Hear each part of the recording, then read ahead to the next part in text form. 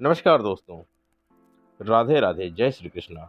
दोस्तों, आज हम आप सबको एक पौराणिक कथा सुनाने जा रहा हूँ जिसका नाम है सावित्री और सत्यवान की कहानी। दोस्तों, आप सबसे अनुरोध है कि जो भी इस चैनल को पहली बार देख रहे हैं और सब्सक्राइब नहीं किए हैं, चैनल को प्लीज़ सब्सक्राइब जरूर कर दीजिए, ताकि जो भी मैं नई कहानियाँ अपनी डालूंगा आप लोगों के पास उसकी नोटिफिकेशन आपके पास पहुँचती रहेगी। तो चलिए, आज हम सावित्री और सत्यवान की कहानी सुनते हैं। भद्र नामक एक देश था। वहां के राजा का नाम था अश्वपति। ईश्वर ने उन्हें कोई संतान नहीं दिया था। वह बहुत चिंतित रहा करते थे।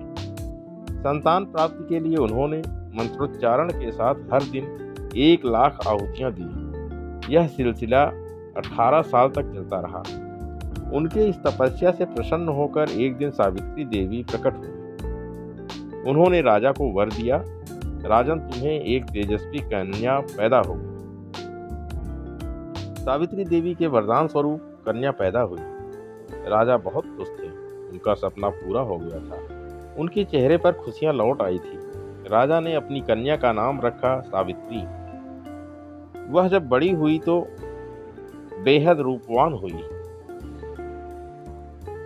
हर तरफ उसके रूप की चर्चा होती। राजा गर्व महसूस करते थे, लेकिन अपनी बेटी के लायक योग्य वर नहीं मिलने से राजा दुखी रहने लगे। उन्होंने अपनी पुत्री से कहा, तुम अपना वर खुद तलाश करो। सावित्री वर की तलाश में तपोवन में भटकने लगी। कई दिनों तक भटकने के बाद सावित्री को वर मिल ही गया, सत्यवान। दरअसल साल्व देश के राजा द्युमत सेन का राजपाट किसी ने उनसे छीन लिया था। उन्हीं राजा के पुत्र थे सत्यवान। देखते ही सावित्री ने सत्यवान को मन ही मन पति स्वीकार कर लिया। पिता अश्वपत ने भी सावित्री के फैसले का सम्मान किया। उधर जब नारद को पता चला कि सावित्री ने सत्यवान को पति चुन लिया है, तो वह भागे भागे राजा अश्वपत के दरबार में पहुंच गए। राजा से उन्होंने कहा, हे राजन, आप यह क्या कर रहे हैं? सत्यवान गुणवान है, धर्मात्मा है और बलवान भी, लेकिन उसकी आयु बहुत कम है। 1 वर्ष बाद उसकी मृत्यु हो जाएगी। नारद जी की बात सुनकर राजा अश्वपत चिंता में डूब गए। उन्हें कुछ समझ में नहीं आ रहा था। पिता के उदास चेहरे को देखकर सावित्री ने पूछा, पिताजी, क्या बात है? आप चिंतित क्यों नजर आ रहे हैं? मुझे बताइए। राजा अश्वपत ने सावित्री से कहा, पुत्री, तुमने जिस राजकुमार सत्यवान को अपना वर चुना है, उसकी उम्र बहुत कम है। 1 साल बाद उसकी मृत्यु तय है। राजा ने पुत्री को सलाह दी, तुम कोई और वर तलाश लो। तुम किसी और को अपना जीवन साथी बना लो। इतना सुनते ही सावित्री ने जवाब दिया, पिताजी, आर्य कन्याएं सिर्फ एक बार ही पति का चुनाव करती हैं। राजा एक बार ही आज्ञा देता है। पंडित एक बार ही प्रतिज्ञा करते हैं। यहाँ तक कि कन्यादान भी एक ही बार किया जाता है। पिता ने सावित्री को बहुत समझाने की कोशिश की, लेकिन सावित्री हठ करने लगी।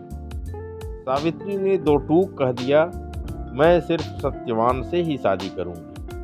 अंततः सब कुछ जानते हुए पिता ने पुत्री सावित्री की शादी सत्यवान से कर दी।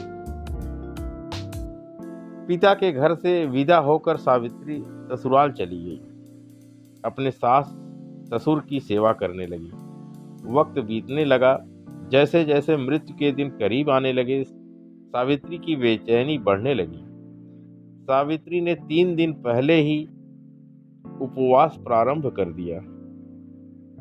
उधर हर दिन की तरह सत्यवान जंगल में लकड़ी काटने चला गया। साथ में सावित्री भी गई थी।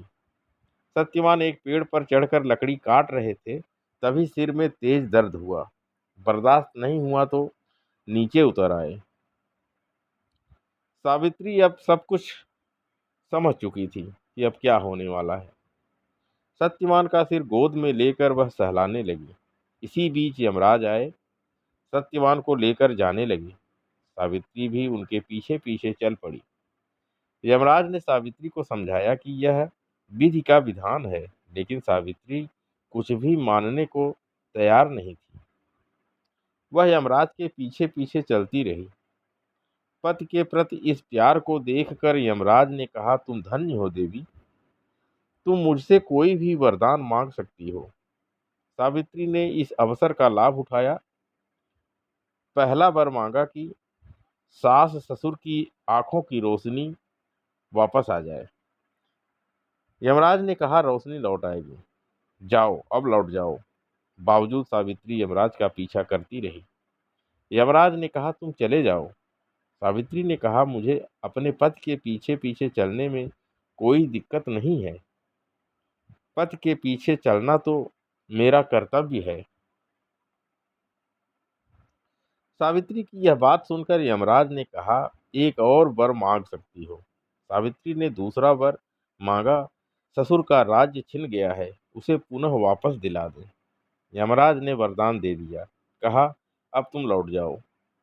बावजूद सावित्री उनके पीछे पीछे चलती रही। यमराज ने कहा, अच्छा चलो, तीसरा वर भी मांग लो। सावित्री ने कहा, मुझे 100 संतान चाहिए।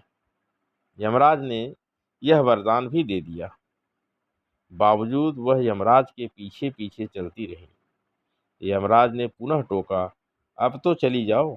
सावित्री ने यमराज से कहा, मैं एक पतिव्रता पत्नी हूँ, आपने मुझे पुत्रवती होने का आशीर्वाद दिया है। यमराज समझ गए। उन्होंने अंततः सत्यवान के प्राण छोड़ दिए। सत्यवान जिंदा हो गया। तो दोस्तों, यह सावित्री की कहानी आप लोगों को कैसी लगी? अच्छी लगी हो तो प्लीज़ लाइक करिएगा, शेयर करिएगा और चैनल को सब्सक्राइब जरूर।